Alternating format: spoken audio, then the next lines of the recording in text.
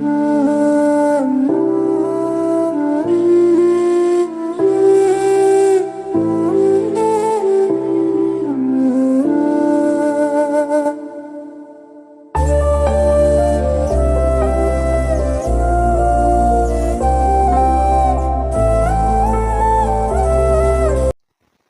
పరిశుద్ధమైన నామమునకే మహిమ కలుగును గాక. మన ప్రభువును రక్షకుడునునైనా యేసుక్రీస్తు ప్రభుల వారి అతి శ్రేష్టమైన నామములో దేవుని ప్రియబిడ్డలైన మీ అందరికీ కూడా హృదయపూర్వక శుభాభివందనాలు తెలియజేస్తూ ఉన్నాను. సర్వాధికారి అయినటువంటి దేవాతి దేవుడు తన ఉచితమైన కృపా బాహుల్యత చొప్పున మరొక పర్యాయము ఈ విధంగా శుభప్రదమైన పరలోకపు వాక్కును మీతో పంచుకోవడానికి దేవుడు నాకు ఇచ్చిన ఈ యోగ్యకరమైన సమయమును బట్టి నేను ఎంతగానో స్తుతిస్తూ ఉన్నాను. మంచిది. ఈరోజు చక్కటి అంశము ద్వారా పరిశుద్ధాత్మ దేవుడు మనతో మాట్లాడనై ఉన్నాడు. ఈరోజు మనం ధ్యానించబోవు అంశభాగం ఏమిటి అంటే, రెండవ రాకడలో ఎత్తబడుటకు కావాల్సిన సిద్ధపాటు. పరిశుద్ధ గ్రంథంలో నుంచి వీటిని మనం చక్కగా, క్లుప్తంగా, క్షుణ్ణంగా అందరికీ అర్థమయ్యే విధంగా ధ్యానం చేయబోతూ ఉన్నాం. మరొకసారి ఈ యొక్క అంశభాగాన్ని నేను తెలియచేస్తూ ఉన్నాను. రెండవ రాకడలో ఎత్తబడుటకు కావాల్సిన సిద్ధపాటు. దీనినే మనం ఇలా కూడా పలుకోవచ్చు, క్రీస్తు రాకడలో ఎత్తబడుటకు కావాల్సిన సిద్ధపాటు. అయితే మొదటిగా నేను ఒక మాట అన్నాను, రెండవ రాకడలో ఎత్తబడుటకు కావాల్సిన సిద్ధపాటు అని. రెండవ రాకడ అనే పదాన్ని మనం ఒకసారి పరిశీలన చేయగలిగితే, రెండవ రాకడ అనే పదం పరిశుద్ధ గ్రంథంలో ఎక్కడ కూడా లిఖించబడలేదు. పరిశుద్ధ గ్రంథంలో ఎక్కడ చూసినా ఆ పదం మనకు కనిపించదు. ఉదాహరణకు మీరు చూస్తే, త్రిత్వమయున్న దేవుడు, త్రియేకమయున్న దేవుడు అని మనం సంబోధిస్తూ మాట్లాడుతూ ఉంటాం, మనం విశ్వసిస్తూ ఉంటాం. ఆ మాట కూడా మనందరికీ అర్థం కావడానికి, అర్థం చేసుకోవడానికి మనం వినియోగిస్తున్నటువంటి పదజాలం అది. ఇలానే క్రీస్తు యొక్క మరొక రాకడలో దీన్ని మనం అర్థమయ్యే విధంగా ఆ భావాన్ని అర్థం చేసుకోవడానికి వాడుతున్న వాడుక భాషలో నుంచి వచ్చినటువంటి ఆ పదమే రెండవ రాకడ. ఈ పదం ఎక్కడైనా పరిశుద్ధ గ్రంథంలో ఉందా అంటే లేదు. కానీ ఈ భావాన్ని, ఈ అర్థాన్ని చెప్పడానికి పర్యాయ పదాలు ఉపయోగిస్తూ వాక్యాలు అయితే చాలా ఉన్నాయి. దీనిని మనం అర్థం చేసుకోవడానికి ఒక లేఖన భాగాన్ని నేను మీకు చూపిస్తాను. పరిశుద్ధ గ్రంథం నుంచి హెబ్రీలకు రాసిన పత్రిక 9వ అధ్యాయము 28వ వచనము గల వాక్యమును చదువుకుందాం.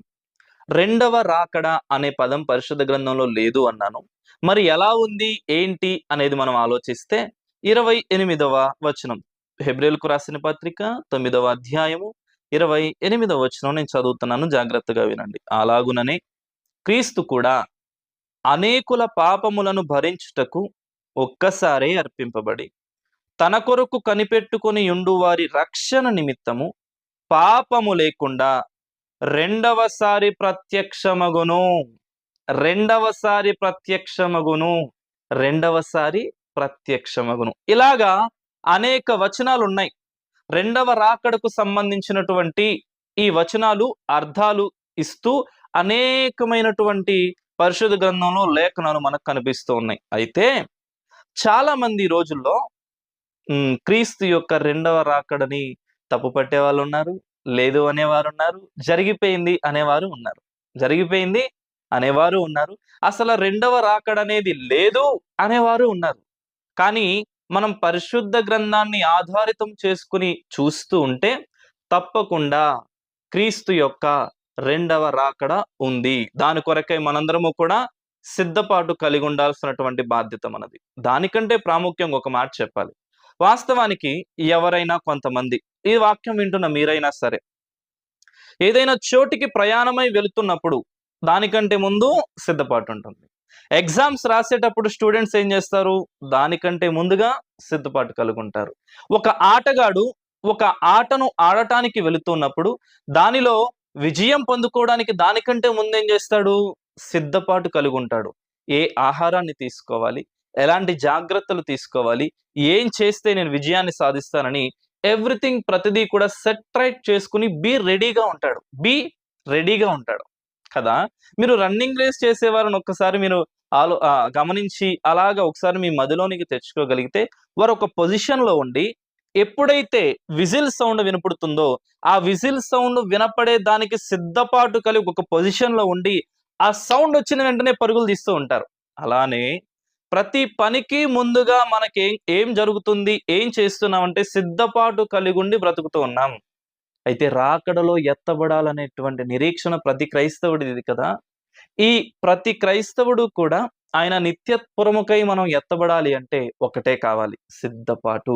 ఆ సిద్ధపాటు ఏంటనేది మనం ఈరోజు తెలుసుకోబోతూ ఉన్నాం. ఆ సిద్ధపాటు అనేది ఏమిటో మనం ఈరోజు తెలుసుకోబోతూ ఉన్నాం.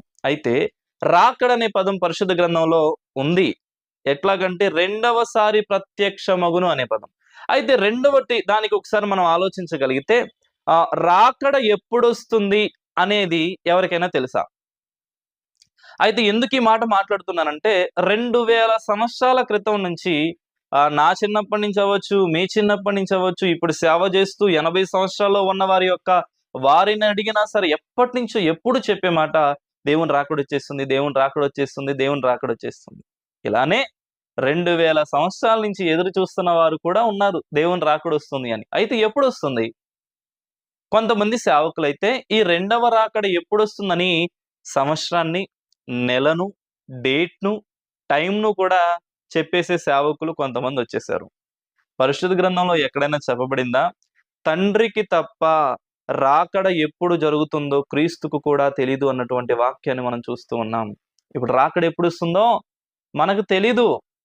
అయితే సిద్ధపాటు కలిగుండి అకస్మాత్తుగా దొంగవలే ఎప్పుడు సంభవిస్తుందో మనకు తెలియదు కాబట్టి ఎప్పటికప్పుడు బీ రెడీ అనుకుంటూ సిద్ధపాటు కలిగించుకుని మనం జీవిస్తూ ఉండాలి. సిద్ధపాటు లేకోకుండా ఉంటే మనం ఎత్తబడలేం. అయితే ఒకటి రాకడనే పదాన్ని పరిశుద్ధ గ్రంథంలో చూసాం. రాకడది ఖచ్చితంగా వస్తుంది. రెండవదిగా ఎప్పుడొస్తుంది అంటే అది ఎవ్వరికీ మనకు తెలియదు కాబట్టి మనం సిద్ధపాటు కలిగి ఉండక తప్పదు. రాకడకు సంబంధించిన సూచనలు మాత్రం పరిశుద్ధ గ్రంథంలో చెప్పబడ్డాయి. ఇప్పుడు రాకడ ఎప్పుడు వస్తుందో మనకు తెలీదు అని చెప్పాను. చాలా మంది దీనిపైన బోధలు చేస్తూ ఉన్నారు అని కూడా మాట్లాడుకున్నాం. పరిశుద్ధ గ్రంథంలో చూస్తూ యేసుక్రీస్తు ప్రభుల వారు చెప్తూ ఉన్నారు, తండ్రికి తప్ప నాకు కూడా ఈ విషయం తెలియదు అని మాట్లాడుతూ ఉన్నారు.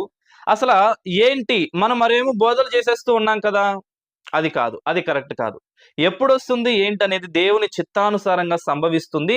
కానీ నువ్వు నేను చేయాల్సిన విషయం ఏంటంటే సిద్ధపాటు కలిగుండి మాత్రం జీవించాలి. అయితే రాకడకు ముందుగా జరిగే సూచనలు కొన్నున్నాయి. ఈ సూచనలు జరుగుతున్నాయి అంటే ప్రస్తుతం పరిశుద్ధ గ్రంథంలో రాకడకు ముందుగా కొన్ని సూచనలు చెప్పబడ్డాయి. ఆ సూచనలు ప్రస్తుత ప్రపంచంలో జరుగుతున్నాయా లేదా? జరుగుతున్నట్లయితే దేవుని రాకడ అతి సమీపంలో ఉందని చెప్పి మనం గ్రహించొచ్చు. చూద్దామా ఏంటి సూచనలు, రాకడ ముందుగా ఏం జరగబోతూ ఉన్నాయి, అసలు సిద్ధపడాల్సినవి ఏంటి అనే వాటిని తెలుసుకోబోయే ముందుగా ఈ రాకడ సమయంలో జరగబోయే సూచనలు ఏమిటో మనం తెలుసుకుందాం. రండి పరిశుద్ధ గ్రంథంలో నుంచే చూద్దాం.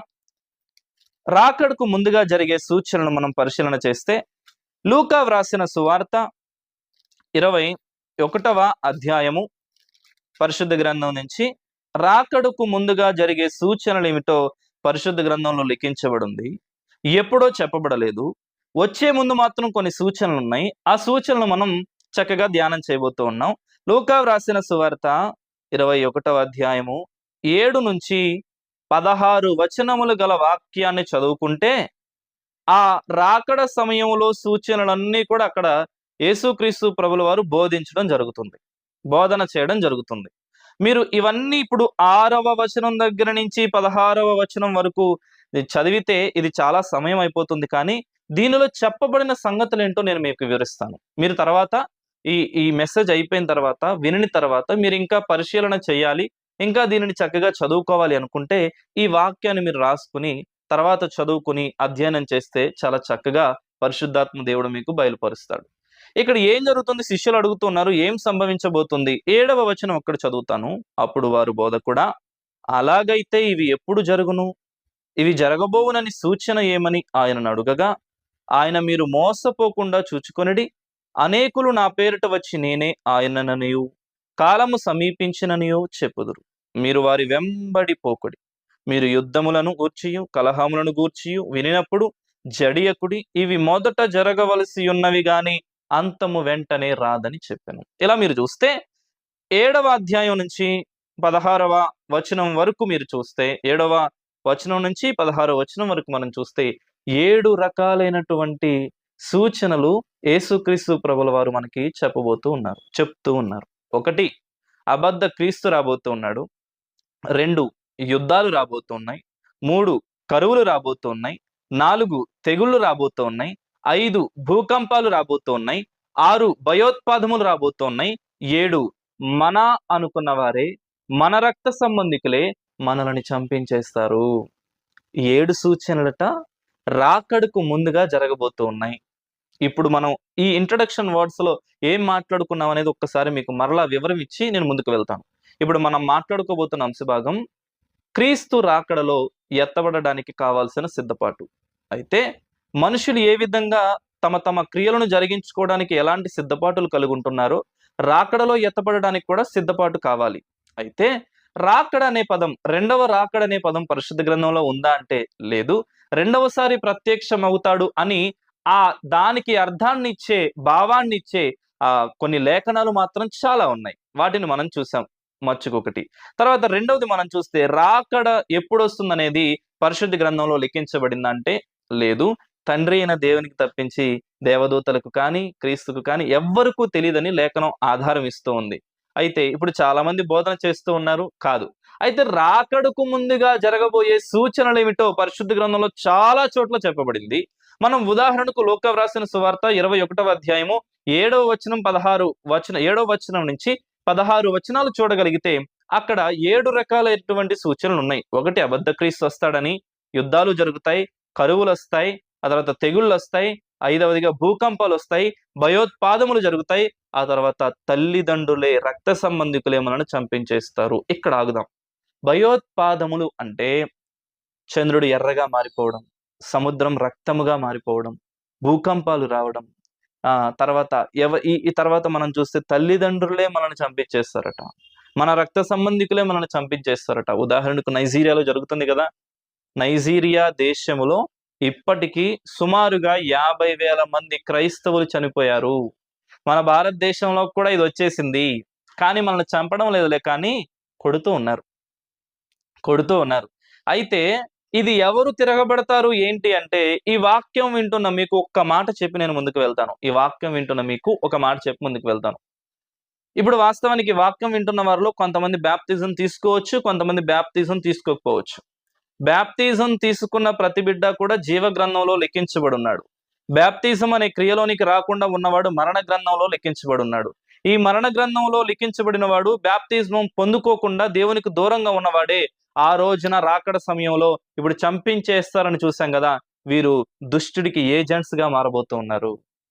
క్రైస్తవుడిగా కొనసాగుతూ బ్యాప్తిజమాన్ని పొందుకుంటూ దేవుని యొక్క అనుచరణలో నడుస్తున్న వీరిని ఎవరైతే బ్యాప్తిజం తీసుకోకుండా ఉన్నారో వారే దుష్టుడికి సహకారులుగా, పనివారిగా ఉండి వీళ్ళని చంపించేస్తూ ఉంటారు పూట కూటి కోసం. ఎంత భయంకరమైందో. ఒక్క మాట చెప్తున్నాను, సూటిగా తేటగా ఒక్క మాటే చెప్తూ ఉన్నాను. బ్యాప్తిజము ఈ వాక్యం వింటున్న మీరందరూ పొందుకోవాలి. రెండవదిగా, పొందుకున్న మీరు, మీ కుటుంబస్తులు కూడా బ్యాప్తిజం అనే క్రియలోనికి, మారు మనస్సు జీవితంలోనికి వచ్చే విధంగా మీరు వారిని ప్రోత్సహించండి. ఈ రోజు అనుకుంటూ ఉంటారు చాలా మంది తల్లిదండ్రులు, ఒకవేళ ఈ వాక్యాన్ని ఎవరైనా తల్లిదండ్రులు వింటున్నారేమో, చేతులు జోడించి చెప్తూ ఉన్నాం, తల్లి మీ బిడ్డలకు మీరు బ్యాప్తిజంలోనికి నడిపించండి, బ్యాప్తిజాన్ని ఇప్పించండి. వారు వాస్తవానికి మీరు గమనిస్తే ఇంకా వయసు రాలేదు, ఇంకా ఆ బిడ్డ ఎదగలేదు కదా, ఏం తెలుసు అని అనుకోవచ్చు. వాస్తవానికి 13 సంవత్సరాలకి బ్యాప్తిజం అనే క్రియను జరిగించేసుకోవచ్చు, ఇచ్చేసేయచ్చు. ఓ సేవకునిగా చెప్తూ ఉన్నాను, అతి త్వరగా మీరు బ్యాప్తిజం అనే క్రియలోనికి మీ బిడ్డలను మీరు నడిపించండి. లేదా మీ బిడ్డల చేతుల్లోనే ఒకవేళ రాకడ అనేది వస్తే ఆ సూచనలు మనం వారి చేతనే హింసించబడతాం. వాస్తవానికి నీ బిడ్డలు మీరు గుర్తిరిగండమ్మా. ఫోన్లో ఎన్ని తెలియవు వాళ్ళకి, మిమ్మల్ని మోసం చేయడం తెలీదా, లవ్ ట్రాక్స్ నడపడం తెలీదా, చూడకూడని దృశ్యాలు చూసి డిలీట్ చేయడం తెలీదా, ఎక్కడ ఎటువంటి నాటకాలు వేయాలో తెలుసు వాళ్ళకి బాగా, ఎక్కడ ఎలా నటించాలో తెలుసు, ఎక్కడ ఎప్పుడు తల్లిదండ్రులను ఎలా మోసం చేయాలో తెలుసు. ఏమీ తెలియనట్లుగా మొక్క కవలికలు మార్చడం వారికి తెలుసు. ఇన్ని తెలిసిన వీరికి పాపం ఏంటో, దేవుని నమ్ముకుంటే బ్రతుకు అనేది ఉంటుంది, నిత్యత్వం అనేది ఒకటి ఉంది, పరలోక రాజ్యం అనేది ఒకటి ఉంది, మన శరీరానికి చావు కానీ ఆత్మకు చావు లేదని ఈ 4 విషయాలు వీరికి తెలియవా? మీరు చెప్పడంలా, మీరు నేర్పించడంలా, మీరు వారికి చెప్పడం. ఎందుకు? ఈ రాకడ సమయంలో జరగబోయే సంఘటన మీకు తెలిస్తేనే కదా! ఈ పరిశుద్ధ గ్రంథంలో ఉన్నటువంటి ఈ లేఖనాలు మీరు చదివితేనే కదా, తెలిస్తేనే కదా, ఈ బాప్తిస్మ క్రియ చాలా ప్రాముఖ్యమైనది, నడిపించాలి ఖచ్చితంగా అని చెప్పి మీరు గుర్తెరిగేది. మాట వింటూ నేరుగా తేటగా చెప్పేస్తున్నా. చాలా సేవకులు ఎన్నో రకాలుగా ఈ మాటలు చెప్తూ ఉండొచ్చు బాప్తిజం పొందుకోనని. ఒక్క మాటలో చెప్పాలంటే వారు దుష్టుడి చేతిలో వాడబడే పాత్రలు కాకముందే ఆ బిడ్డలు మీరు దేవునికి అప్పగించండి. దేవునికి అప్పగించండి. ఇప్పుడు చూసాం ఖచ్చితంగా రాకడుందని. రాకడ ఎప్పుడొస్తుందో మనకు తెలీదు. దేవునికి తప్పించే దేవుని చిత్తానుసారంగా జరుగుతుంది. రాకడకు సంబంధించిన సూచనలు మనం చూసాం. ఏం చూసాం? 1 అబద్ధ క్రీస్తు రాబోతూ ఉన్నాడు. కరువులు రాబోతున్నాయి, తెగులు రాబోతున్నాయి, భూకంపాలు రాబోతున్నాయి, భయోత్పాదములు జరగబోతూ ఉన్నాయి, సునామీలు రాబోతున్నాయి. ఈ విధంగా మనవారే మనల్ని చంపేసే విధంగా మనల్ని చంపించేస్తారు అని చెప్పి కొన్ని సూచనలు మనం చూసాం. అయితే ఇప్పటి వరకు రాకడ ఎందుకు రాలేదు? అడుగుతారు కదా చాలా మంది ఈ ప్రశ్నలు. చాలా మందిలో మదిలో హృదయంలో దాగిపోయి కొన్నిసార్లు వారికి వారే సమర్థించుకుని ఎటువంటి ప్రశ్నకి జవాబులు దొరక్క కామ్‌గా ఉండేవాళ్ళు చాలా మంది ఉంటారు. అయితే ఇప్పటి వరకు అసలు ఎందుకు రాలేదు? రాకడొస్తుందని చెప్పి ఎప్పటినుంచో నా తల్లిదండ్రులు చెప్తున్నారు గదా! నేను చిన్నప్పుడు అనుకున్నాను. ఎప్పుడొస్తుంది రాకడ?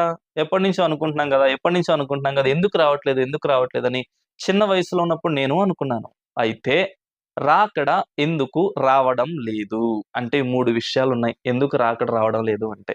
స్పష్టతగా చక్కగా మనం మాట్లాడుకుంటూ ఉన్నాం. ఎందుకు రావట్లేదో ఒక్క ముక్కలో చెప్పాలంటే, ఒకటి మీరు బాగా గమనిస్తే ఒక స్త్రీకి, ఒక పురుషుడికి వివాహం ఎప్పుడు చేస్తాం? సరి అయిన అవగాహన, సరి అయిన వయస్సు వచ్చినప్పుడు. సరి అయిన అవగాహన, సరి అయిన వయస్సు వచ్చినప్పుడు మనం వివాహం అనేది జరిగిస్తాం ఎవరికైనా. అయితే ఇక్కడ రాకడ ఇంకా రాకపోవడానికి, జరగకపోవడానికి కారణం ఏంటంటే, మనం పరిశుద్ధ గ్రంథాన్ని ఆధారితం చేసుకొని మాట్లాడుకుంటే యేసుక్రీస్తు ప్రభుల వారు వరుడుగాను, క్రీస్తు సంఘం అనగా మనము వధువుగాను ఉన్నాము. ఈ వరుడు ఈ వధువుని వివాహము చేసుకోవడానికి, కొనిపోబడడానికి లేదా ఈ వివాహం చేసుకోవడానికి సరి అయినటువంటి ఈ వయస్సు ఈ సంఘానికి, ఈ వధువు సంఘానికి ఇంకా రాలా. వధువు సంఘానికి ఇంకా రాలా. అందుకే ఇప్పటి వరకు కూడా ఈ రాకడ అనేది జరగల. అయితే ఇప్పుడు కూడా రాలేదా అంటే వచ్చేసింది. ఇప్పుడు చూసాం గదా! లూకా వ్రాసిన సువార్త 21వ అధ్యాయం 7 సూచనలున్నాయి. ఆ 7 సూచనలు ఇప్పుడు ప్రస్తుతం మన యొక్క ప్రపంచంలో భూమంతటా కూడా జరుగుతూ ఉన్నాయి. ఇంకా దేవుని రాకడ అతి సమీపముగా ఉన్నది. అది ఏ టైంకి అనేది మనకు తెలీదు. అయితే అతి సమీపముగా ఉన్నది. అతి సమీపముగా ఉన్నది. ఇప్పుడు మనకేంటి వయసొచ్చేసింది. వధువు సంఘం ఎత్తబడే టైమొచ్చింది. అయితే ఇప్పుడు రెండవదిగా క్రీస్తు రాకడ ఎందుకు రాలేదంటే మొట్టమొదటిగా వధువుకు ఇంకా సరియైనటువంటి వయస్సు రానందువలన. రెండవదిగా ఎందుకు ఇప్పటి వరకు మనకి రాకడ రాలేదు అంటే సరి అయిన సిద్ధపాటు లేనందువలన. ఏమిటి? సరి అయిన సిద్ధపాటు లేనందువలన.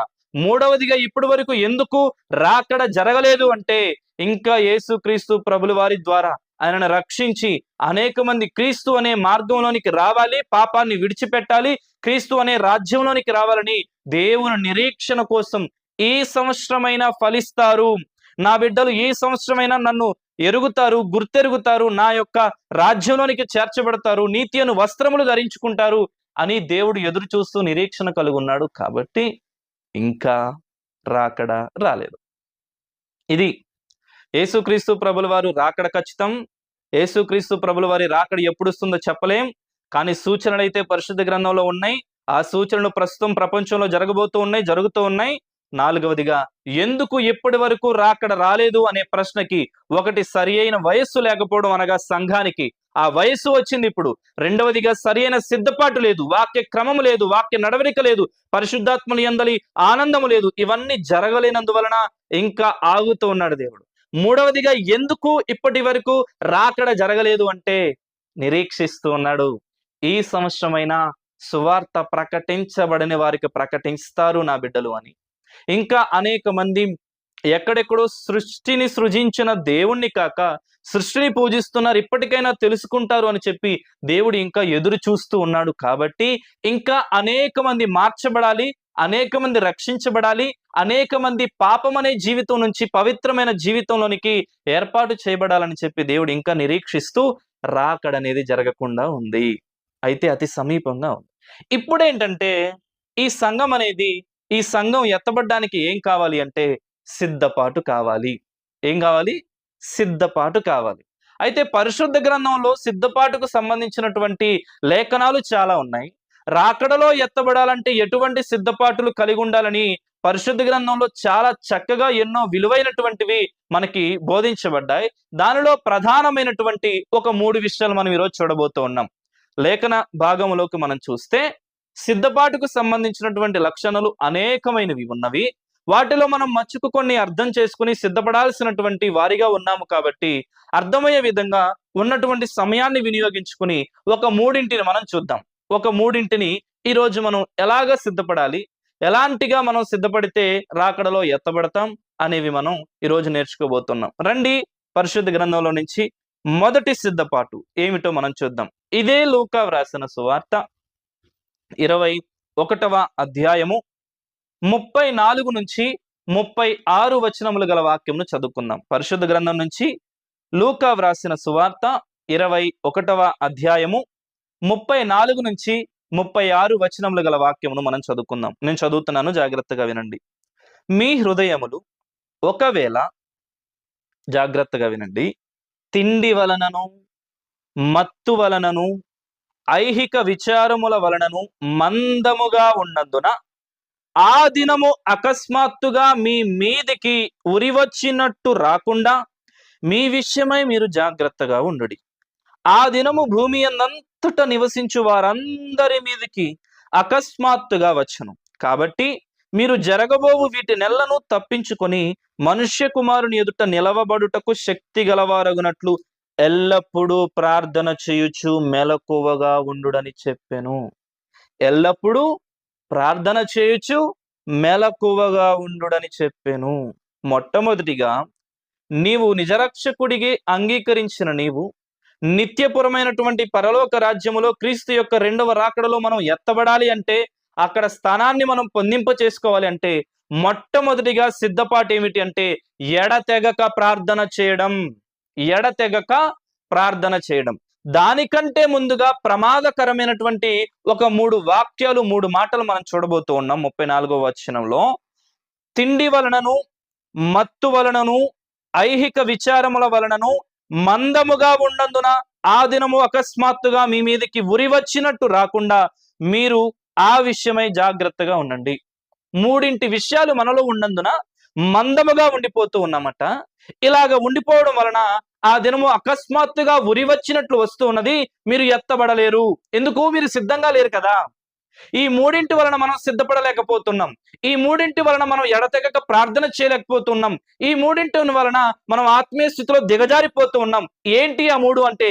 1 తిండి, 2 మత్తు, 3 ఐహిక విచారాలు. 1 తిండి, 2 మత్తు, 3 ఐహిక విచారాలు. ఈ 3 వలన మందముగా ఉంటూ ఉన్నాం. దాని వలన ప్రార్థన చేయలేకపోతున్నాం. దేవుని పైన ఆధారపడలేకపోతూ ఉన్నాం. రాకడకు సిద్ధపడలేకపోతున్నాం. భయంకరమైన విషయం ఇది. కంటికి చాలా చిన్నగా కనిపించవచ్చు, వింటున్నప్పుడు ఇవి చాలా చీప్ గా అనిపించవచ్చు, ఆస్వాదిస్తూ ఉన్నప్పుడు అబ్బా ఇది చాలా అమోఘంగా ఉంది కదా మత్తు అనుకోవచ్చు, అమోఘంగా ఉంది కదా ఈ తిండి అనుకోవచ్చు, అమోఘంగా ఉన్నాయి కదా ఈ ఆలోచనలు అనుకోవచ్చు. దీని వలన భయంకరమైన నష్టం ఏంటంటే అకస్మాత్తుగా దేవుని రాకడ వచ్చినప్పుడు మనం ఎత్తబడలేము. ఇది చాలా భయంకరమైనది. ఈరోజు చాలా మంది క్రైస్తవులు అవ్వచ్చు, అనేక మంది ఎవరైనా సరే మందముగా మత్తుకు, తిండికి, ఐహిక విచారాలకి లోనైపోయి సిద్ధపాటు అనే మాటను, ఆ సిద్ధపాటు అనే క్రియను ఎప్పుడో వదిలేశారు. అయితే ఎప్పుడు రాకడొస్తుందో నీకు తెలుసా? సేవకులు చెప్పొచ్చు ఏదో క్యాలిక్యులేషన్ చేసి, నో, చాలా సమీపముగా అయితే ఉంది కానీ ఈ రోజే, ఈ రాత్రే, రేపే తెలియదు మనకి. ఎప్పుడు ఏమి సంభవించినో మనకి తెలియదు కదా. ఎప్పటికప్పుడు బీ రెడీగా సిద్ధపాటు కలిగి ఉండాలంటే మొట్టమొదటిగా ఎడతెగక ప్రార్థన చేయాలి. ఏంటి ఈ 34వ వచనంలో ఆ తిండి, ఆ మత్తు, ఆ ఐహిక విచారాలు చాలా ప్రమాదమా? దాని వలన ఏమైనా నష్టమా అని మనం ఒక్కసారి ఆలోచన చేస్తే భయంకరమైన నష్టం. ఇలాంటి నష్టం కాదు, భయంకరమైన నష్టం. పరిశుద్ధ గ్రంథంలో ఈ తిండి వలన, మత్తు వలన, సుఖము వలన, ఐహిక విచారాల వలన కొంతమంది తెగలే మొత్తం తుడిచివేయబడ్డాయి, కొట్టివేయబడ్డాయి, మరణమే చూశారు. ఉదాహరణకు మనం చాలా ఇప్పుడు చూడబోతూ ఉన్నాం. వాస్తవానికి మీరు అనుకోవచ్చు, తిండంటే ఓకే మాకు అర్థమైందన్నా. మత్తేంటి? మత్తు మేమెక్కడ గూడా సిగరెట్స్ తాగమే, మద్యపానం మేము చెయ్యమే. ఏంటి మత్తు అంటే, మత్తంటే అవొక్కటే కాదు. మత్తంటే చాలా ఉన్నాయి. శరీర కోరికలు అనే మత్తు, ఆదాయము పైన మత్తు, సుఖము పైన మత్తు, తర్వాత మీరు చూస్తే కులము పైన మత్తు, వ్యాపారాల పైన మత్తు, ఉద్యోగాల పైన మత్తు, పిల్లల పైన మత్తు. ఇవే చాలా రకాలైన మత్తులున్నాయి. ఆభరణాలనే మత్తు. ఇలా మీరు చూసుకుంటే ఎన్ని మత్తులున్నాయో, ఎన్నెన్ని మత్తులున్నాయో. కొంతమందిని చూస్తే బంగారం అనే మత్తుంటది. కొంతమందికి ఆదాయం అనే మత్తుంటది. కొంతమందికి కొలగజ్జి అనే మత్తుంటది. కొంతమందిని చూస్తే అసలు ఎన్నెన్నో భయంకరమైనటువన్నీ కూడా ఈ మత్తులోనికి వస్తాయి. ఐహిక విచారాలు ఏంటన్నా అని మీరు అనొచ్చు. విచారము అంటే రేపేమి సంభవిస్తుందో, రేపు ఏం జరుగుతుందో, నా బిడ్డల భవిష్యత్తేంటో, నా బిడ్డలను అమెరికా పంపించాలి, వారికెట్లా ఫీజులో, రేపు ఈఎంఐలు కట్టుకోవాలి, రేపు ఇది జరగాలి. అసలు మొత్తం విచారమే. అసలు దేవుణ్ణి గూర్చిన చింత, రాకడను గూర్చిన చింత, సిద్ధపాటు లేకుండా వీరు ఏం చేస్తున్నారంటే తిండి గురించి ఆలోచన, మత్తుల గురించి ఆలోచన, ఇహ విచారాలే. ఏం జరుగుతుంది, ఏం జరగబోతుంది, పిల్లల భవిష్యత్ ఏంటి, కుటుంబ భవిష్యత్ ఏంటి, ఉన్న ఆస్తి ఒక 10 లక్షలు ఉంటే దీన్ని ₹1,00,00,000 ఎలా చేయాలి, ఉన్నది ఒక అంతస్తు బిల్డింగ్ అయితే రెండు అంతస్తుల బిల్డింగ్ ఎలా కట్టాలి, ఒకటి చక్కగా షిఫ్ట్ డిజైరో ఏదో ఒకటి మంచి ఇన్నోవా కారో వస్తే ఈ కారు కాదు ఇంకా పెద్ద కారు ఏంటి. ఇదే ఉన్నదాన్ని బట్టి సంతోషించకుండా లేని దాని కొరకు వెంపర్లాడుతూ అసలు సిద్ధపట్టనే మాటనే మరిచిపోయి బ్రతుకుతున్న వారు చాలా మంది ఉండిపోయారు. అప్పుడు అంటూ ఉన్నాడు, ఈ మత్తు, ఈ యొక్క తిండి, ఈ ఐహిక విచారాల వలన సిద్ధపాటు జరగడం లేదు, మందముగా ఉండిపోయారు అని. చూద్దాం పరిశుద్ధ గ్రంథంలో నుంచి ఈ తిండి, ఈ మత్తు దీని వలన ఎంత ప్రమాదమో, ఎటువంటి సిద్ధపాటు లేకుండా ఇవి చేస్తున్నాయో మనం చూస్తే ఒకసారి పరిశుద్ధ గ్రంథంలో నుంచి లూకా వ్రాసిన సువార్త 17వ అధ్యాయము 26వ వచనం. లూకా వ్రాసిన సువార్త 17వ అధ్యాయము 26వ వచనం గల వాక్యం నేను చదువుతాను, జాగ్రత్తగా వినండి. 26వ వచనం పరిశుద్ధ గ్రంథం నుంచి. లూకా వ్రాసిన సువార్త 17వ అధ్యాయము 26వ వచనం. నోవాహు దినములలో జరిగినట్టు మనుష్య కుమారుని దినములలోనూ జరుగును. నోవాహు ఓడలోనికి వెళ్ళిన దినము వరకు జనులు తినుచు, త్రాగుచు, పెండ్లాడుచు, పెండ్లికి ఇయ్యబడుచు నుండిరి. అంతలో జల ప్రళయము వచ్చి వారందరినీ నాశనము చేసును. 27వ వచనం మళ్ళీ చదువుతున్నాను. నోవాహు ఓడలోనికి వెళ్ళిన దినము వరకు జనులు తినుచు, త్రాగుచు, పెండ్లాడుచు, పెండ్లికి ఇయ్యబడుచు నుండిరి. అంతలో జల ప్రళయము వచ్చి వారందరినీ నాశనము చేసును. నోవాహు దినాల్లో దేవుడు నోవాహుకి ప్రత్యక్షమే మాట్లాడుతూ జల ప్రళయం అనేది రాబోతుంది, పాపం అనేది విచ్చలవిడిగా ఉంది, తిండి కోసం, సుఖం కోసం, మత్తు కోసం ఇదే వారి బ్రతికైపోయింది. ఇంత సృష్టిని సృజించిన నన్ను ఆరాధించకుండా, గణపరచకుండా వారికి తోచినట్లుగా, ఇష్టం వచ్చినట్లుగా బ్రతుకుతున్నారు. ఎంత పాపం అంటే పురుషులతో పాపం, స్త్రీలతో పాపం, పిచ్చిగా నెఫీలీలని రాక్షస జాతంతా పుట్టుకొచ్చింది. ఆ నోవాహు దినాల్లో మొత్తం అంతా కల్తీ అయిపోయింది. దేవుడు దాన్ని చూసి ఎంతగానో బాధపడి దీన్ని తుడిచివేయాలి, దీనిని కడిగివేయాలి అని మహాజలం అనేది, ఉగ్రత అనేది రాబోతుంది, జల ప్రళయం రాబోతుంది, అందరికీ నీవు చెప్పు జల ప్రళయం రాబోతుంది, సిద్ధపడిన వాడొచ్చి నువ్వు నోవను ఒకటి తయారు చేయి, దానిలో వచ్చేవాడంతా రక్షించబడతాడు లేదా రక్షించబడ్డు చెప్పారు. నోవా గారు చక్కగా ఓడని తయారు చేశారు. చివరికి ఏం జరిగింది? ఈ మత్తు వలన, ఈ తిండి వలన పెండ్లికిచ్చుకొనుట, పెండ్లి చేసుకొనుట ఇదే వారికి పని అయిపోయింది. ఈ పనిలో నిమగ్నమైపోయి సిద్ధపాటు అనేది లేకుండా రక్షణ అనే నావలోనికి వెళ్ళలేకపోయారు వాళ్ళు. ఆ రోజు నేను అనుకుంటున్నాను, సుమారుగా సర్వసాధారణంగా ఆలోచిస్తూ పరిశుద్ధ గ్రంథాన్ని కొంత అధ్యయనం చేస్తూ మాట్లాడుకుంటే 8 కోట్ల మంది చనిపోయి ఉండొచ్చు. ఎంతమంది? 8 కోట్ల మంది. అయితే సిద్ధపడి రక్షించబడిన వారు 8 మందే. ఇక్కడ నోవాహు యొక్క కాలములో కోట్ల మంది చనిపోవడానికి కారణం ఏంటి? సిద్ధపాటు లేకోకుండా మనని భయంకరమైన పరిస్థితుల్లోనికి నెట్టివేసింది కారణం ఏంటంటే ఇదే తిండి, ఇదే మత్తు, ఇదే ఐహిక విచారాలు, ఇవే సుఖాలు, ఇవే సుఖభోగాలు. ఆ తర్వాత మనం చక్కగా ఆలోచిస్తే రెండవదిగా లోతు యొక్క కాలంలో కూడా సొదొమ గొమొర్రా పట్టణం కూడా పాపముతో పుచ్చిపోయినది, పాపాన్ని విచ్చలవిడిగా చేస్తూ ఉన్నారు. వారు కూడా ఇదే తిండితో, ఇదే మత్తుతో, ఇదే ఐహిక విచారాలతో బ్రతుకుతూ ఉండి లక్షల మంది చనిపోయారు. దేవదూతలు అక్కడ సొదొమ గొమొర్రా ప్రాంతానికి వస్తే, లోతును దర్శిస్తే, వారి గృహంలోనికి వస్తే చుట్టుపక్కల ఉన్నారు ఎంత ప్రమాదకరమైన పాపంలో ఉన్నారని చెప్పి మనం గమనిస్తే, వారితో కూడా పాపం చేయడానికి వారు తలుపులు బాదులతో ఇంటిని పగలగొట్టేస్తూ ఉన్నారు. బయటికి పంపిస్తావా లేదా, పంపిస్తావా లేదా అని. ఎంత విచ్చలవిడిపూరితమైన పాపం ఇది. తిండి వలన, మత్తు వలన, వీటి వలన అసలు ఏం చేస్తున్నాం, ఏం ఆలోచిస్తున్నాం, ఎలా బ్రతుకుతున్నాం, ఎక్కడి నుంచి వచ్చాం, ఇప్పుడు ఏం జరుగుతుంది, అసలు మమ్మల్ని సృష్టించిన వాడు, మాకు ఆధారమై ఉన్నవాడు ఎక్కడా, దీని గురించి ఆలోచన లేదు. పాపం పాపం పాపం, తిండి మత్తు, తిండి మత్తు. ఈ తిండి, ఈ మత్తు దేవుని యొక్క రెండవ రాకడలో మనల్ని ఎత్తబడనీయకుండా చేస్తున్న ప్రమాదకరమైన పని. కాబట్టి ఇప్పుడు మనం ఏం చేయాలట? మొట్టమొదటిగా ఎడతెగక ప్రార్థన చేస్తూ సిద్ధపాటు కలిగి కనిపెట్టుకుని జీవిస్తూ ఉండాలి.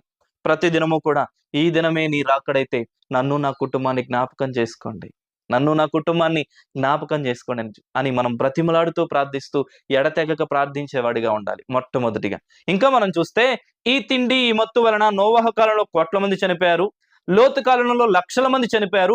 మోషే యొక్క కాలంలో సినాయి పర్వతం పైన తండ్రి అయిన దేవుడు అగ్ని చేత దిగివచ్చి ఇజ్రాయెల్ ప్రజలందరినీ ఎలా పరిపాలించాలి, ఎలా ఆశీర్వదించబడాలి, శాపగ్రస్తమైన జీవితాన్ని నుంచి ఎలా తప్పించుకోవాలి అని 10 ఆజ్ఞలు నేను ఇస్తాను మోషే, నువ్వు పైకి రా అన్నప్పుడు బానే ఉంది. వెళ్ళాడు. వెళ్ళిన తర్వాత అగ్ని పైనుంచి రావడం చూశారు. అంత అగ్ని. మోషే ఎక్కడుండి ఉంటాడు, చిన్నవాడు కదా, అగ్నిలో ఎక్కడైనా కాల్చబడి ఉంటాడేమని చెప్పి అహరోన్ దగ్గరికి వెళ్ళి మా కోసం ఏదైనా దేవుణ్ణి తయారు చేయన్నారు, మా కోసం ఏదైనా దేవుణ్ణి తయారు చేయన్నారు. పైన మా కొరకే ఆశీర్వదించబడడానికి ఓ చట్టాన్ని దేవుడిస్తూ ఉన్నాడు, ఆజ్ఞను దేవుడిస్తూ ఉన్నాడని సంతోషంతో దాని కొరకే సిద్ధపాటు కలిగి ఉండలేదు. మీరు చూస్తే నిర్గమాకాండము 32వ అధ్యాయము, పరిశుద్ధ గ్రంథంలో నుంచి నిర్గమాకాండము 32వ అధ్యాయము 6వ వచనం గల వాక్యం నుంచి చదువుతాను. పరిశుద్ధ గ్రంథం నుంచి నిర్గమాకాండము 32వ అధ్యాయము 6వ వచనం గల వాక్యం నుంచి చదువుతాను. మరునాడు వారు ఉదయమున లేచి దహన బలులను సమాధాన బలులను నర్పించిరి. అప్పుడు జనులు తినుటకును త్రాగుటకును కూర్చుండి ఆడుటకు లేచిరి. ఎవరు? ఇజ్రాయెల్ ప్రజలే. ఏం చేశారట? తినుటకు, త్రాగుటకు, కూర్చుండి ఆడుటకు లేచిరి. నోవాహు కాలంలో ఇదే పాపం, ఈ తిండి, ఈ మత్తు, ఈ ఐహిక విచారాల వలన కోట్ల మంది చనిపోయారు. రెండోదిగా లోతు కాలంలో సొదొమ గొమొర్రా పట్టణంలో ఇదే తిండి, ఇదే మత్తు, ఇదే సుఖము, ఇదే పాపం వలన లక్షల మంది చనిపోయారు. మన మోషే గారేమో కొండపైన, సినాయి పర్వతం పైన తండ్రి అయిన దేవునితో మాట్లాడుతూ మన బిడ్డలను ఆశీర్వదించడానికి ఆజ్ఞయిస్తానని చెప్పినప్పుడు కింద వీరేం చేశారంటే ఆ దేవుణ్ణి గుర్తిరగకుండా ఈ తిండికి, ఈ మత్తుకి, దీనికి బానిసలైపోయి వేరొక విగ్రహాన్ని వారు నిర్మించుకున్నారు. ఆ రోజు 3,000 మంది చనిపోయారు. 3,000 మంది చనిపోయారు. ఆ తర్వాత మోషే గారిని చూస్తే ఈ 40 సంవత్సరాల సుదీర్ఘ కాలంలో కనాను అనే స్వాస్థ్యానికి చేరుకునే ఈ కాలంలో లక్షల మంది చనిపోయారు. వారు దీనికోసమే, వారు ఏడ్చింది, వారు పోరాడింది, వారు బాధపడింది దేనికో తెలుసా? ఒక్కదానికోసమే. తిండి తిండి తిండి తిండి సుఖం, తిండి సుఖం, తిండి సుఖం, తిండి సుఖం. దీని వలన నోవాహు కాలంలో కోట్ల మంది చనిపోయారు, లోతు కాలంలో లక్షల మంది చనిపోయారు, మోషే కాలంలో సినాయి పర్వతం దిగి వచ్చేసరికి 3,000 మంది చనిపోయారు. ఆ తర్వాత 40 సంవత్సరాల సుదీర్ఘ కాలంలో లక్షల మంది చనిపోయారు. ఇప్పుడు మన కాలంలో కూడా మనల్ని ముంచెత్తుతున్నది, ప్రమాదకరంగా అసలు ఆ సిద్ధపాటు కలిగింపకుండా మనల్ని భ్రమపరుస్తున్నది, పాడు చేస్తున్నది ఒక్కటే ప్రమాదమైంది. ఇదే తిండి, ఇదే మత్తు, ఇదే ఐహిక విచారాలు, ఇదే ఐహిక విచారాలు. విచారించేవాడు ఎవడో కాదు, అన్యుజనుడే. విచారించువాడు దేవుని వాడు కాదు, వాడు అన్యుజనుడే అని చెప్పి లేఖనం సెలవిస్తున్నది మత్తయి రాసిన సువార్తలో. ఇంత ప్రమాదకరమైనటువంటి పరిస్థితుల్లో మనం ఉన్నాం. ఈ వాక్యం వింటున్నటువంటి ప్రియ దేవుని సంగమా, మొట్టమొదటిగా మనకు కావాల్సింది ఏంటంటే ఎడతెగక ప్రార్థన చేయడం, ఈ మత్తును, ఈ తిండిని, ఈ ఐహిక విచారాలని ప్రక్కన పెట్టడం. మొట్టమొదటిగా రాకడలో ఎత్తబడాలంటే, క్రీస్తు యొక్క రాకడలో మనందరం కూడా లేపబడాలి అంటే మొట్టమొదటిగా మనం ఏ సిద్ధపాటు కలిగి ఉండాలంటే ఎడతెగక ప్రార్థన చేసే సిద్ధపాటు కలిగి ఉండాలి. ఎడతెగక దేవునితో మాట్లాడే అనుభవాన్ని కలిగి ఉండాలి. ప్రార్థన అంటే మరొకటి కాదు, ప్రసూకే అనే గ్రీకు పదం నుంచి ఉద్భవించబడింది. ఆ ప్రార్థన అంటే సృష్టించబడిన మనము సృష్టికర్త అయినటువంటి దేవాతి దేవునితో మాట్లాడటమే ప్రార్థన. మాట్లాడటమే ప్రార్థన. ఎవరైతే ఎడతెగక ప్రార్థన చేస్తూ కన్నీరు కారుస్తూ సిద్ధపడుతూ ఉంటారో తప్పకుండా నా దేవుడు వారిని రాకడలో ఎత్తుకొని నిత్యపురములోనికి తీసుకువెళ్ళే దేవుడై ఉన్నాడు. దేవునికి మహిమ కలుగును గాక. చూద్దామా పరిశుద్ధ గ్రంథంలో నుంచి రెండవ సిద్ధపాటును చూద్దాం. మత్తయి వ్రాసిన సువార్త 6వ అధ్యాయము 33వ వచనము గల వాక్యమును చదువుకుందాం. పరిశుద్ధ గ్రంథం నుంచి మత్తయి వ్రాసిన సువార్త 6వ అధ్యాయము 33వ వచనము గల వాక్యమును మనం చదువుకుందాం. 33వ వచనం గల వాక్యమును చదువుకుందాం పరిశుద్ధ గ్రంథం నుంచి. కాబట్టి మీరు ఆయన రాజ్యమును నీతిని మొదట వెదకుడి. మొట్టమొదటిగా సిద్ధపాటుకు కావాల్సింది ఏంటంటే ఎడతెగక ప్రార్థన చేయడం అనే సిద్ధపాటు. రెండవదిగా ఏ సిద్ధపాటు అంటే మొదటిగా ఆయన రాజ్యమును ఆయన నీతిని వెదకడం. ఆయన రాజ్యాన్ని ఆయన నీతిని వెదకడమే రెండవ సిద్ధపాటు. ఏంటి ఇదేమన్నా కాయినా? 10 రూపాయల నోట పోవడానికి వెతకడానికి? ఇప్పుడు ఏదైనా మన వస్తువు పోతే వెతుకుతాం, మనం వాడుతున్నటువంటి పనిముట్టి పోతే వెతుకుతాం, లేదా మన జోబిలోనో ఎక్కడో ఉన్నటువంటి ధనం పోతే వెతుకుతాం. మరి ఇది వెతకడం ఏంటి? ఆయన రాజ్యాన్ని ఆయన నీతిని వెతకడం అంటే మరొకటి కాదు. ఆయన రాజ్యం అంటే పాపం అనే అగాధములో నుంచి, పాపం అనే చీకటి లోకం నుంచి పవిత్రమైన జీవితంలోనికి అడుగు పెట్టడమే ఆయన రాజ్యం. పవిత్రమైన జీవితంలోనికి అడుగు పెట్టడమే ఆయన రాజ్యం. మరొకటి కాదు. నీతిని వెతకడం అంటే ఆయన ఆజ్ఞను అనుసరించటమే నీతి. ఆయన ఆజ్ఞని అనుసరించటమే నీతి. ఆజ్ఞను అతిక్రమించువాడు పాపి కదా. పాపానికి మరొకటి ఏంటి? నీతి. ఇప్పుడు ఈ నీతి ఎలా వస్తుంది అంటే ఆయన ఆజ్ఞను అనుసరించటమే నీతి. ఇంకా అర్థమయ్యే విధంగా మనం దీన్ని తెలుసుకోవాలి అంటే పరిశుద్ధ గ్రంథంలో నుంచి రోమీలకు రాసిన పత్రిక 14వ అధ్యాయము 17వ వచనం గల వాక్యం మనం చదువుకుందాం. పరిశుద్ధ గ్రంథం నుంచి రోమీలకు రాసిన పత్రిక 14వ అధ్యాయము 17వ వచనము గల వాక్యమును చదువుకుందాం. 14వ అధ్యాయం 17వ వచనం. 14వ అధ్యాయము 17వ వచనం.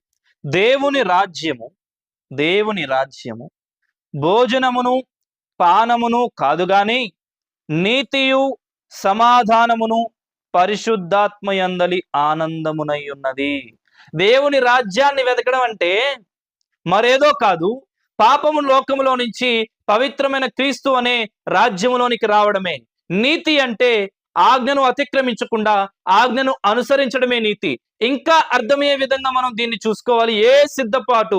ఆయన రాజ్యమును నీతిని వెతకడం అంటే రోమీలకు రాసిన పత్రిక 14వ అధ్యాయం 17వ వచనంలో చూస్తే మరొకటి కాదు, నీతి, సమాధానము, పరిశుద్ధాత్మయందలి ఆనందము. ఈ సిద్ధపాటు మనకి కావాలి. రెండవదిగా నీతి క్రియలు జరిగిస్తూ, సమాధానం అనే క్రియను జరిగిస్తూ, పరిశుద్ధాత్మ యొక్క క్రియల పట్ల ఆనందిస్తూ ఎవరైతే సిద్ధపాటు కలిగి ఉంటారో వారు నిత్యత్వానికి చేర్చబడతారు, రాకడలో ఎత్తబడతారు. మొదటిగా ఎడతెగక ప్రార్థన చేయడం సిద్ధపాటు.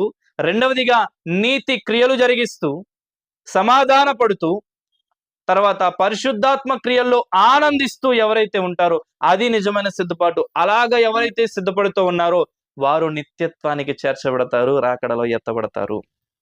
వాస్తవానికి లూకా వ్రాసిన సువార్త 21వ అధ్యాయములోను అదే విధంగా యేసుక్రీస్తు ప్రభుల వారి మొట్టమొదటి ప్రసంగం రెండు ఒకటే. మీరు బాగా గమనిస్తే మనం మొట్టమొదటిగా మాట్లాడుకున్న మత్తు, తిండి, ఐహిక విచార వలన మనం మందముగా ఉండిపోతున్నామని లూకా వ్రాసిన సువార్త 21వ అధ్యాయంలో చివరి ప్రసంగం ఇంకా యేసుక్రీస్తు ప్రభుల వారిది. దానికంటే ముందుగా మనం వెళ్ళి చూస్తే ఆ యేసుక్రీస్తు ప్రభుల వారు మొట్టమొదటిగా మత్తయి వ్రాసిన సువార్త 5వ అధ్యాయం, 6వ అధ్యాయం, 7వ అధ్యాయంలో, ఈ 3 అధ్యాయంలో 6వ అధ్యాయంలో మనం చూస్తే అక్కడ కూడా ఇదే తిండి గురించి, ఇదే మత్తు గురించి మాట్లాడుతుంది. మొదటి ప్రసంగంలో ఇదే, ఆఖరి ప్రసంగంలో ఇదే. సిద్ధపాటును గూర్చి, నీతిని గూర్చి. అయితే ఇప్పుడు మనం సిద్ధపడాల్సిందే. దేవుని సమయం వచ్చేస్తున్నది, రాకడ వచ్చేస్తుంది. ప్రతి వాక్యం వింటున్న ప్రతి బిడ్డ కూడా విచారించకుండా, దిగులు చెందకుండా, తిండికి మత్తికి ఎక్కువ ప్రయారిటీ ఇవ్వకోకుండా సిద్ధపడగలిగితే ఎత్తబడగలుగుతాం. సిద్ధపడిన ప్రతి బిడ్డను కూడా దేవుడు ఖచ్చితంగా లేవనెత్తబోతూ ఉన్నాడు. మొట్టమొదటి సిద్ధపాటు ఏంటంటే ఎడతెగక ప్రార్థన చేస్తూ పెనుగులాడుతూ కనిపెట్టుకునే సిద్ధపాటు కలిగి ఉండటం. రెండవదిగా ఆయన రాజ్యాన్ని, ఆయన నీతిని వెతకడం. ఆయన రాజ్యాన్ని, నీతిని వెతకడం అంటే నీతి క్రియలను, సమాధాన క్రియలను, పరిశుద్ధాత్మ యందలి ఆనంద క్రియలతో సిద్ధపడుతూ ఉండటమే ఆయన రాజ్యాన్ని, నీతిని వెతకడం. ఆయన రాజ్యం అంటే పాపములో నుంచి పవిత్రమైన జీవితంలోనికి అడుగు పెట్టడమే, క్రీస్తును ఎరిగి క్రీస్తు మార్గంలోనికి నడవడమే. రెండవదిగా మన నీతి క్రియలంటే ఆజ్ఞను అతిక్రమించకుండా ఆజ్ఞను అనుసరించడమే నీతి అయి ఉన్నది. చివరిగా మూడవది చూద్దాం. ఏ సిద్ధపాటు కలిగి ఉంటే నిత్యత్వానికి, క్రీస్తు యొక్క రెండవ రాకడలో మనం ఎత్తబడతామో చూద్దాం. మూడవదిగా చివరిగా మనం చూస్తే హెబ్రీలకు రాసిన పత్రిక 13వ అధ్యాయము 21వ వచనం గల వాక్యం చదువుకుందాం. పరిశుద్ధ గ్రంథం నుంచి హెబ్రీలకు రాసిన పత్రిక 13వ అధ్యాయము 21వ వచనము గల వాక్యమును చదువుకుందాం. 13వ అధ్యాయము 21వ వచనం.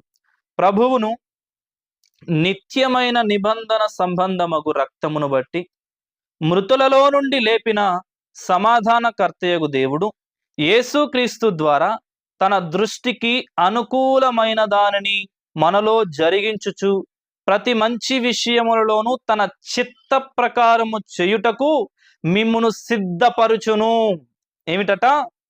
ఆయన చిత్త ప్రకారము చేయుటకు మిమ్మును సిద్ధపరుచునుగాక. ఆమేన్. సిద్ధపరుస్తూ ఉన్నాడు దేవుడు. ఆయన చిత్త ప్రకారము ఎవరైతే బ్రతకగలుగుతారో, ఆయన చిత్తాన్ని జరిగించడానికి ఎవరైతే సిద్ధపడతారో వారు నిత్యత్వంలో ఎత్తబడతారు, రాకడలో ఎత్తబడతారు. ఒకటి, ఎడతెగక ప్రార్థన చేయాలి. రెండు, ఆయన రాజ్యాన్ని, నీతిని బ్రతకాలి. ఆయన రాజ్యాన్ని, నీతిని బ్రతకడం అంటే నీతిని, సమాధానమును, పరిశుద్ధాత్మ యందలి ఆనందమే. ఆ విధంగా ఎవరైతే సిద్ధపడతారో వారు నిత్యత్వానికి ఎత్తబడతారు, రాకడలో ఎత్తబడతారు. మూడవదిగా ఏమిటి? ఆయన చిత్తాన్ని జరిగించటం. ఆయన చిత్తాన్ని జరిగించటం ఏమో అనగా దేవుని ఇష్టము, దేవుని ఇష్టము, దేవుని కోరిక, దేవుని ఇష్టము అని. దేవుడు ఆశపడేది, దేవుడు కోరుకునేది, దేవుడు తలంచేది, దేవుడు ఆలోచించేది, దేవుడు కోరుకునేది ఇవి. అయితే పరిశుద్ధ గ్రంథంలో నుంచి మొదటి యోహాను పత్రిక 2వ అధ్యాయము 17వ వచనం గల వాక్యం చదువుకుందాం. యోహాను వ్రాసిన మొదటి పత్రిక 2వ అధ్యాయము 17వ వచనం గల వాక్యం మనం చదువుకుందాం. లోకమును దాని ఆశయు గతించిపోవచ్చున్నవి గాని దేవుని చిత్తమును జరిగించువాడు నిరంతరమును నిలుచును. ఇక్కడ మనం చూసుకుంటే దేవుని చిత్తమును జరిగించువాడు నిరంతరము నిలుస్తాడు. ఇప్పుడు నిరంతరము నిలవాలంటే మనం సిద్ధపడాల్సింది ఏంటి అని మాట్లాడుకున్నాం. చిత్తము. ఇలాగ చిత్తాన్ని జరిగిస్తూ, దేవుని చిత్తాన్ని ఎవరైతే జరిగిస్తూ ఉన్నారో వారు నిరంతరము నిలిచే ఉంటారు, అనగా పరలోక రాజ్యం వారు పొందుకుంటారు అని ప్రార్థన చేయాలి. రెండు, దేవుని రాజ్యాన్ని, నీతిని వెతకాలి. మూడవదిగా దేవుని చిత్తాన్ని జరిగించే దానిలో మనం సిద్ధంగా ఉండాలి. ఆ చిత్తాన్ని జరిగించే వారు నిత్యము ఉంటారని, నిరంతరము నిలుస్తారని, పరలోక రాజ్యం చేరుతారని, రాకడలో ఎత్తబడతారు అని మనం చూస్తున్నాం కదా. ఆయన చిత్తాన్ని మనం జరిగించగలిగితే తప్పకుండా మనం దీవించబడతాం. ఇప్పుడు మనం ఈ యొక్క మాటల్లో మనం చూసింది ఏమిటి? మనందరము కూడా రాకడలో ఎత్తబడాలంటే సిద్ధపాటు కలిగి జీవించాలి. రాకడలో ఎత్తబడాలంటే సిద్ధపాటు కలిగి మనం జీవించాలి. రాకడలో సిద్ధపడడానికి ఒకటి ఏం కావాలి? ఒకటి, ఎడతెగక ప్రార్థన చేయాలి. రెండు, ఆయన రాజ్యమును, ఆయన నీతిని వెతకాలి. మూడు, ఆయన చిత్తాన్ని జరిగించాలి. ఆయన చిత్తం ఏంటి? ఆయన ఇష్టం ఏమైతే ఉందో అది లేఖనానుసారంగా తెలియజేయబడుతుంది. ప్రతి బిడ్డ కూడా స్వరక్షకుడిగా దేవుణ్ణి విశ్వసించి బాప్తిజంలోనికి వచ్చి మారు మనస్సు పొంది, మారు మనస్సు అనే రక్షణ నిశ్చయతలో అనుభవ జ్ఞానంతో ఉండి ప్రతి బిడ్డ కూడా ఆయన రాకడ సమయంలో ఎత్తబడాలని చెప్పి దేవుని కోరిక, దేవుని చిత్తమై ఉన్నది. ఇది జరిగించాలి. రాకడ రాబోతూ ఉన్నది. రాకడకు సంబంధించిన సూచనలు రాబోతూ ఉన్నాయి. ప్రతి బిడ్డ కూడా ఆయన రాకడ వచ్చినప్పుడు ఎత్తబడే విధంగా ఉండాలంటే సిద్ధపడి ఉండాలి. సిద్ధపడుకోకుండా మనల్ని భయంకరమైన పరిస్థితిలోనికి నెట్టివేస్తుంది ఏమిటంటే ఇదే తిండి, ఇదే మత్తు, ఐహిక విచారాలు. వీటి వలన నోవహ కాలంలో కోట్ల మంది చనిపోయారు, లోతు కాలంలో లక్షల మంది చనిపోయారు, మోషే కాలంలో కూడా వేల మంది, లక్షల మంది చనిపోయారు. ఈ కాలంలో కూడా వాటితోనే మనం తుడిచిపెట్టబడుకోకుండా ఆ ఎడతెగక ప్రార్థన చేస్తూ, ఆయన రాజ్యాన్ని, ఆయన నీతిని వెతుకుతూ దేవుని చిత్తాన్ని జరిగిస్తూ సిద్ధపాటు కలిగి ఉందాం. సిద్ధపాటు కలిగిన మనను దేవుడు విడవడు, ఎడబాయుడు. మనను ఆయనతో పాటు కూడా లేవనెత్తుకుని ఎత్తబడే వారిగా ఆయన రాజ్యంలో చేర్చుకునేవాడిగా ఉన్నాడు. ఆయన రాజ్యంలో చేర్చుకునేవాడిగా ఉన్నాడు. ఈ మాటలు వింటున్న ప్రతి బిడ్డ కూడా ఇక్కడ కనిపిస్తున్న మనము నిత్యపరములో దేవుని పరలోక రాజ్యంలో మనందరం కనిపించాలి. ఇప్పుడు మనం కాలక్షేపం చేస్తూ ఉన్నాం, మత్తుకు బానిసైపోతూ ఉన్నాం, అనేక విచారాలకు బానిసలైపోతూ ఉన్నాం. ఈ మాటలు వింటున్న ప్రతి బిడ్డ, దేవుని ప్రియ సంగమా, సిద్ధపడదాం, ఎడతెగక ప్రార్థన చేద్దాం, ఆయన రాజ్యాన్ని, ఆయన నీతిని వెతుకుదాం, దేవుని చిత్తాన్ని జరిగిద్దాం. తప్పకుండా ఆయన రాకడలో మనల్ని ఆయన ఎత్తబడే వారిగా ఉంచి ఆయన రాజ్యంలో చేర్చుకునేవాడిగా ఉన్నాడు. ప్రభువులు మీ అందరిని దీవించునుగాక. రాకడ సమయంలో మనందరము కూడా ఎత్తబడుదుముగాక. ఆమేన్. చిన్న ప్రార్థన చేసుకుని ముగించుకుందాం. మహాగణుడైన దేవ, ప్రేమ నమ్మకము కలిగిన తండ్రి, మీ ఘనమైన, దివ్యమైన, అతి శ్రేష్టమైన నామములో ప్రార్థిస్తూ ఉన్నాము. ఈ సమయంలో క్రీస్తు యొక్క రెండవ రాకడలో ఎత్తబడాలంటే కావాల్సిన సిద్ధపాటు ఏమిటని మీరు మాతో మాట్లాడినందుకు స్తోత్రాలు. ప్రజలందరూ కూడా సిద్ధపాటు కలిగిలేక తిండికి, మత్తుకు, ఐహిక విచారాలకి బానిసలుగా మారిపోతూ నోవాహు కాలంలో ఎలాగైతే చంపబడ్డారు, మరణించారు, లోతు కాలంలో ఎలా మరణించారు, మోషే కాలంలో ఎలాగైతే మరణించారు, ప్రస్తుతం క్రీస్తు కాలంలో కూడా అదే విధంగా జరగబోతుంది అని సెలవిచ్చారు. దేవా, వీటికి మేము దూరంగా ఉంటూ, దేవా, ఎడతెగక ప్రార్థన చేస్తూ, మీ రాజ్యాన్ని, మీ నీతిని వెదుకుచు, మీ చిత్తాన్ని జరిగించడానికి వెదుకుచు మేమందరము సిద్ధపడడానికి సహాయం చేయండి. వధువు సంఘముగా ఉన్న మేము సరి అయిన సిద్ధపాటుతో వరుడుగా వస్తున్నటువంటి యేసుక్రీస్తు ప్రభుల వారి యొక్క రాకడలో మేమందరము ఎత్తబడుటకు సహాయం చేయండి. వింటున్నటువంటి వాక్యాన్ని ప్రతి బిడ్డ హృదయలో నాటింప చేయండి, ఫలింప చేయండి. 30దంతులుగా, 60దంతులుగా, 100అంతులుగా మీరే ఫలింపచేసి మీరే మహిమ, ఘనత, ప్రభావములు పొందుకోమని మాకు రక్షకుడును ప్రాణ విమోచకుడైన యేసుక్రీస్తు ప్రభుల వారి అతి శ్రేష్టమైన నామములో ప్రార్థించి అడిగి పొందుకొని ఉన్నాము తండ్రి. ఆమేన్.